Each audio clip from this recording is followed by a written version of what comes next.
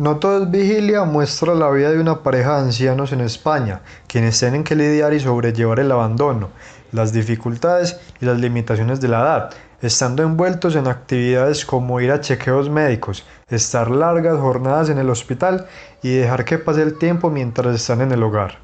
Hay que decir que esta película documental fue grabada con los abuelos del director, Hermes Parayuelo, por lo que la ejemplificación de la realidad es algo compleja. El primer aspecto a resaltar es el énfasis que se le da a las conversaciones entre ambos ancianos. No hay otros personajes que interrumpan sus charlas y este es el punto central del filme. Sus charlas suelen ser acerca del pasado, de las experiencias, de los recuerdos, de qué tan apuestos eran y de cómo era la vida antes de la vejez. Así, se relaciona el aspecto de la memoria por medio del cine y cómo una pareja puede, mediante sus palabras, conectar el estado presente con el pasado. Es importante además decir que mientras ellos hablan no hay ningún otro sonido que se mezcle, pues esto le da más protagonismo a la voz desgastada y qué tan enriquecedora puede ser en la conversación para el relato. Aún así, en términos generales no hay intercambios de palabras, sino que se asemeja a un monólogo por parte de cada protagonista. Al no haber una actuación tan desarrollada por parte de los actores, estos simplemente hablan mientras la cámara captura la imagen, pero no hay una utilización profunda del escenario como tal. No hay una apropiación de la puesta en escena, sino que este lo sirve para dar un contexto de la historia. Ni siquiera hay charlas sobre el momento actual que viven los personajes. Igualmente, cuando no hablan entre sí, el silencio se apodera de las escenas. Los únicos sonidos que se exponen son de ambiente, los rodachines del caminador, los pasos, los respiros, el movimiento de las articulaciones y ya obsoletas.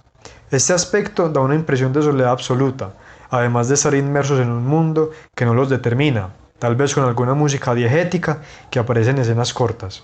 Incluso eso se ve en la actualidad, con los ancianos como personas ya rezagadas y que viven en la penumbra mientras el tiempo les pasa y se preparan para la muerte. La narrativa es lenta y parsimoniosa, tal como es la vida de los protagonistas. Es difícil no tener efectos sonoros extradiegéticos y música que aporte a la narrativa y que cuenten por sí solos una parte más implícita de la historia. Al haber pocas voces, la información de la historia se limita y no se comprende por qué están en esos lugares y hacia dónde va la historia, más allá de percibir la cercanía con la muerte y la lucha contra la vejez. Las iluminaciones de la película son opacas, sombrías, y la oscuridad le da un tinte narrativo especial. Cómo esa luz de la vida se va acabando y va dejando a un lado a los que en el pasado fueron sus protagonistas. Esto, junto al silencio y las imágenes estáticas de los ancianos, da un mensaje claro sobre el futuro casi inmediato. No hay que olvidar la poca participación de terceros. Se alcanzan a ver algunos doctores y compañeros de habitación, pero no tienen un papel importante en el guión. Los ancianos están sobre el mundo que habitan, mas no hacen parte de él directamente. El relato se vuelve un poco pesado y lento, es ir al ritmo de los protagonistas y su mundo.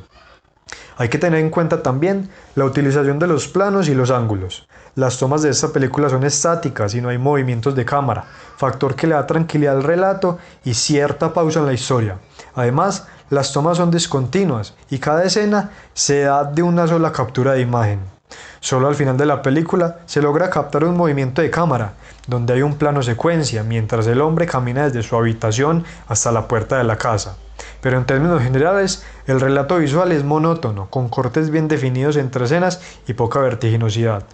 Y aunque existe una lógica cronológica, no se logra percibir esa fluidez entre momentos, pues el único cambio de tomas es entre escenas. Al ser una película documental, con dos personajes principales que no son actores y que tienen cierta limitación, lo más propicio es hacerlo lo más fácil posible, en cuestión de producción, logística y la intención narrativa de hacer el relato algo pesado. Me parece curioso que al ser una película que se enfoque en la vida de los ancianos y en sus recuerdos de juventud, no haya un solo flashback donde se materialice mejor ese objeto de memoria, dándole más profundidad a la narrativa.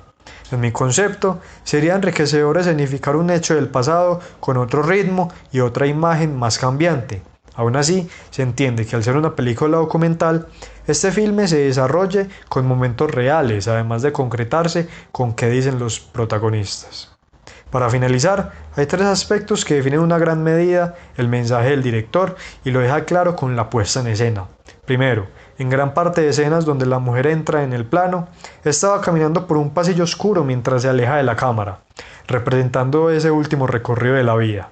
Por otra parte, el hombre aparece acostado, ya sea en el hospital o en su casa, y pocas veces se le ve de pie. Por último, solo hay tres escenarios principales, de los cuales dos son en interior y uno en exterior, que aparece en los últimos segundos de la película.